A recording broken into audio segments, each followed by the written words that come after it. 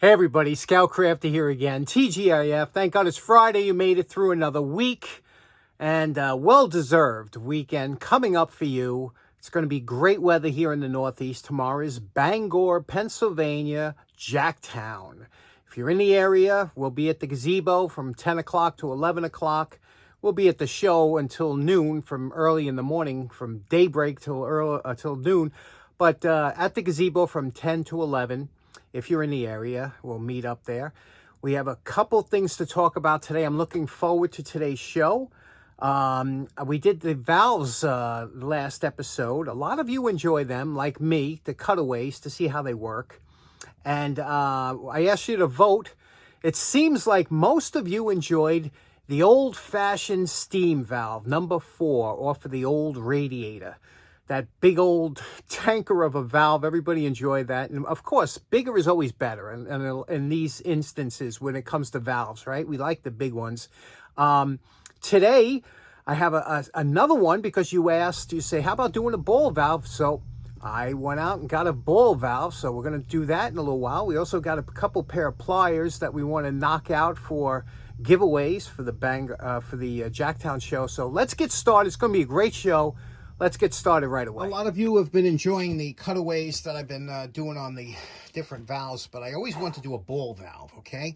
And I looked around for a while. I found this nice, this is a beauty. This thing is so nice. I'm telling you, for somebody that enjoys valves as much as I do, it's hard to take a brand new, beautifully operating valve like this and cut it in half, you know what I mean? But I buy them extra big. This is a 1 inch, and right, is it 1 inch or 1.25 inches? But it's a big one here. And what's nice about this when they're big is you get to see them. Yeah, it's 1 inch. You get to see them much easier than when they're little, you know, tiny. So I want to see now. You could see here there's a seam, and this has to come across. Now, a lot of times, like I said before, I don't know what they do when they do it from the factory, if they put some kind of glue or something, because a lot of times they're hard. And also, here's another problem. You notice here, the flats on this casted piece here, the flats are very small.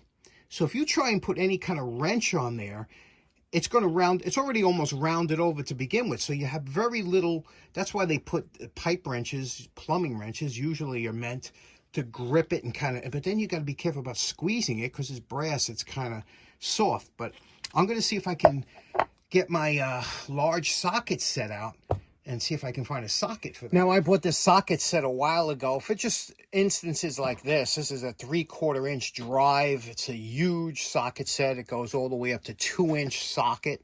You know, it's a big thing, but they're 6-point, okay? Which is good for most things you have to, but this here, I can't get a socket that fits on here. This one here is too small.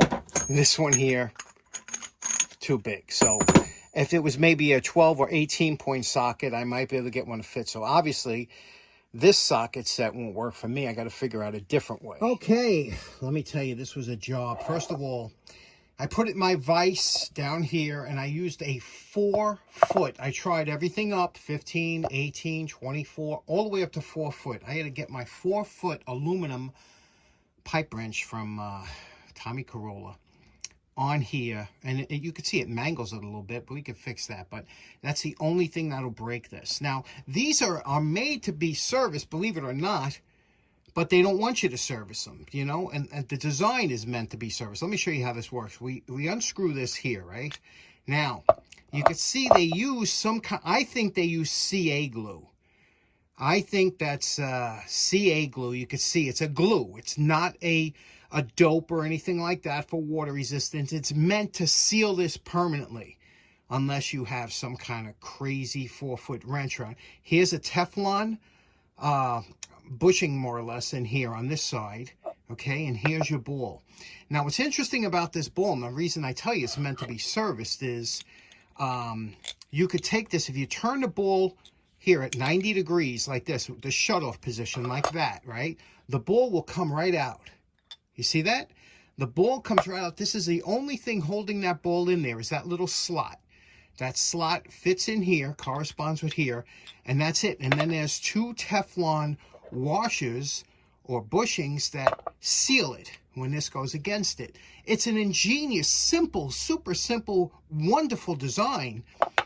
And like I said, it's meant that you could take it apart if you ever had to clean this. This is a stainless steel ball, or replace the Teflon, but they don't want you to do any of that. They want it permanent, so you buy another one.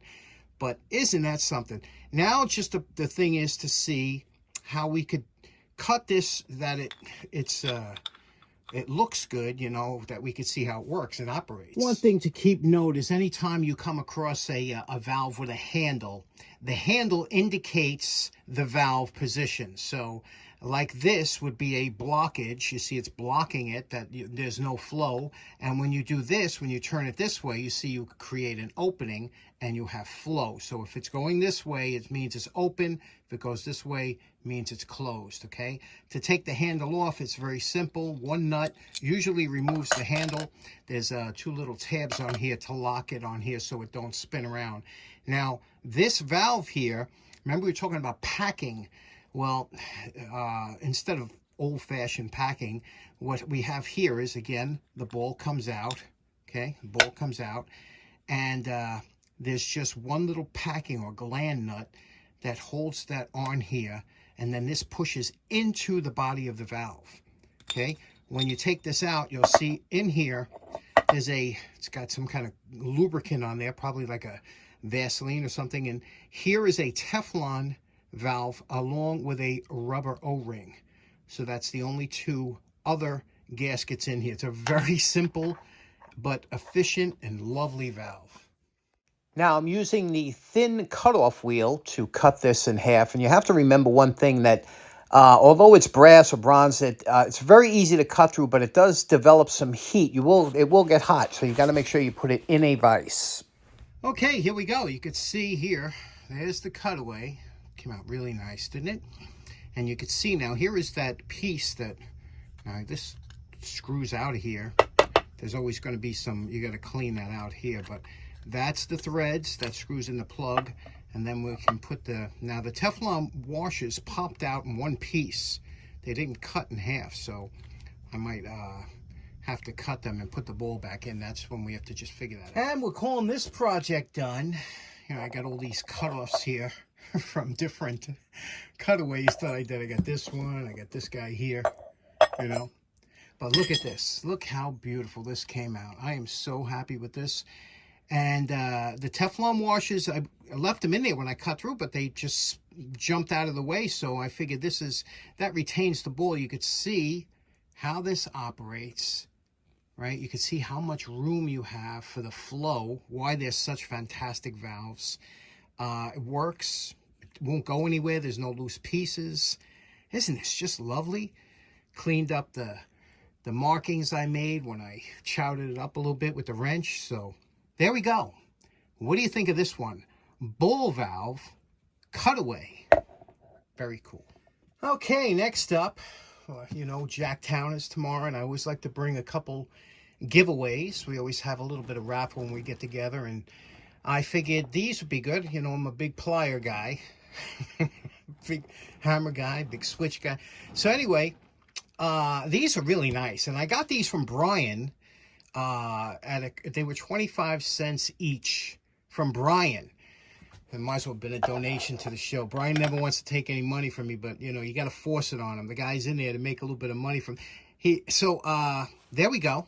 We have a couple nice ones here, and you can see the condition they're in, you know. And this one here is a real nice one. This one here is, except a little chowdering of the jaw, but I mean, other than that, it's a great pair of pliers. Look at a nice diamond shape. We'll see what we can do with that. No embellishments on the handle, but we will make them nice. Maybe we'll glue the handles, and let's get started. Okay, here we go, our post wire brush evaluation, and you can see what we did here. Just got all the rust off, cleaned it. You can see the pitting. Look at the deep pitting in there. See that?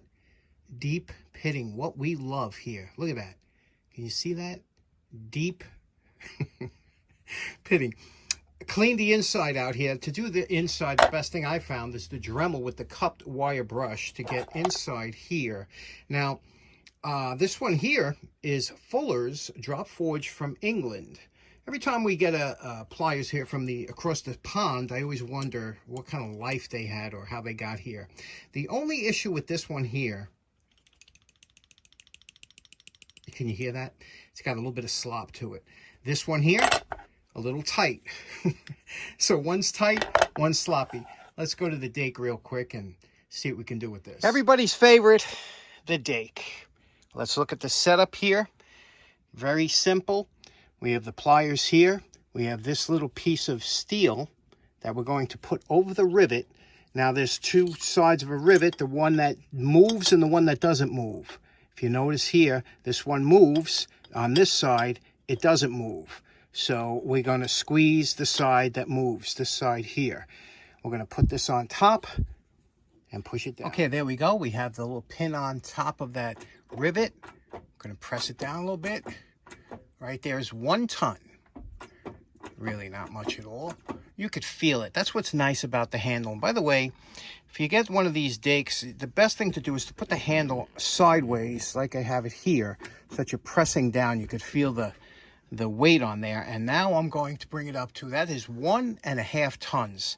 And then we'll release it and see what it looks like. Okay, now you see how that just made a little dimple there. Let's see how it feels. No more slop. No more slop. Very good. We're done.